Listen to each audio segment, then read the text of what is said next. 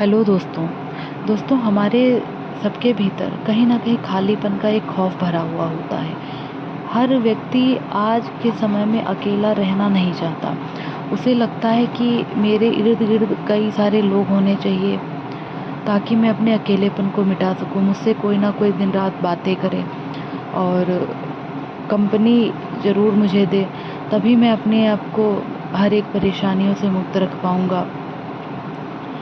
लेकिन दोस्तों हम कहीं न कहीं ऐसा करके अपनी ही वास्तविकता से भाग रहे होते हैं। जभी भी हमारे जीवन में ऐसा समय आता है जब हमें बिल्कुल अकेले रहना पड़ता है, तो एक हमारे अंदर बहुत ही ज़्यादा डर की स्थिति हो जाती है कि अब मैं कैसे अकेलेपन का तो मेरा कोई वजूद ही नहीं है, मेरा तो कोई अस्तित्व ही नहीं।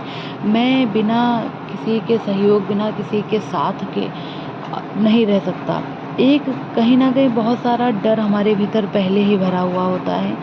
असुरक्षा का भाव होता है कि अगर मैं अकेला रहा तो कैसे मेरा जीवन व्यतीत होगा? क्या क्या ही होगा? मैं बीमार पड़ गई तो क्या होगा? मेरी देखभाल कौन करेगा?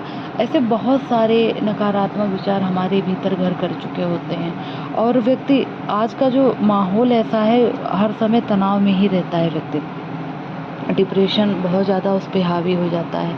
बहुत सारी परेशानियाँ पहले उसके जीवन में हो रही होती हैं। तो इसलिए व्यक्ति सोचता है मैं इन सारी चीज़ों से दूर होकर के थोड़ा कंपनी पाऊँ और वो ऐसी स्थितियों से बचने की कोशिश करता कहीं न कहीं और अपने ऊपर और ज़्यादा दबाव बना लेता है।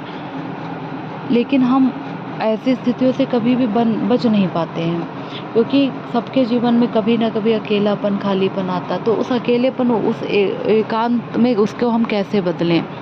तो उसके लिए हमें अध्यात्म की ओर ज़रूर मुड़ना ही होगा दोस्तों। जब हम ईश्वर की साधना करते हैं, ईश्वर में बहुत ज़्यादा विश्वास करते हैं और भजन गायन करते हैं, हम जप करते हैं, तब हमारा ये अकेलापन जो है एकांत में बदल जाता है। और अकेलापन दोस्तों, अकेलेपन से बचने के लिए व्यक्ति इस तरीके से, जैसे समझ लीजिए कि बहुत ज़्यादा कचरा पड़ा होता है घर में, तो हम कुछ ना कुछ अगरबत्ती या ऐसी कोई सुगंधित चीज़ लगा देते हैं, तो बजाय उस कचड़े को बाहर फेंकने के कि हम ये मतलब जो उसकी महक है, जो उसकी दुर्गंध है वो छुप जाएगी। इसी तरीके से हम कहीं न कहीं कुछ सारे लोगों को बीच में इकट्ठा कर लेते हैं कि कहीं न कहीं हमारा जो अपना तनाव, अपनी जो नकारात्मकता है, ये सारी चीज़ें हमारे अपने भीतर से दूर हो जाएँगी।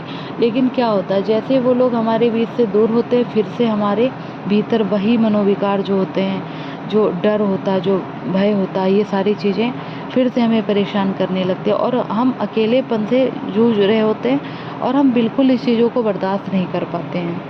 तो सबसे पहले दोस्तों, अकेले रहने से बिल्कुल भी ना घबराएं। और हर व्यक्ति कहीं ना कहीं घबरा जरूर जाता है अकेले रहने से।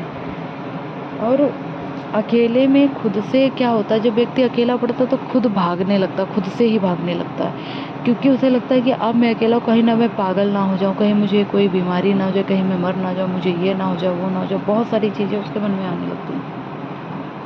तो सबसे अच्छा तरीका दोस्तों ये है कि एक कापी पेन ले लीजिए, अपने ही विचारों को, जो विचार अच्छे हैं, जो विचार बुरे हैं, उन्हें लिखना शुरू कीजिए। जब हम लिखते हैं, लिखने से हमारी बहुत बड़ी बड़ी समस्याएं जो हैं उनका समाधान हमें लिखने से प्राप्त होता है।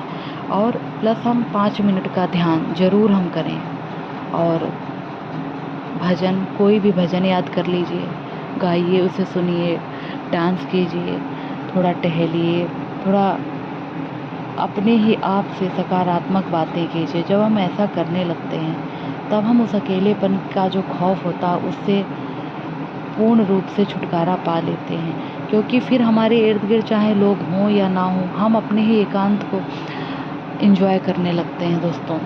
इसलिए अकेलेपन से घबराएं नहीं, अकेलेपन को अपनी ताकत बनाएं। धन्यवाद।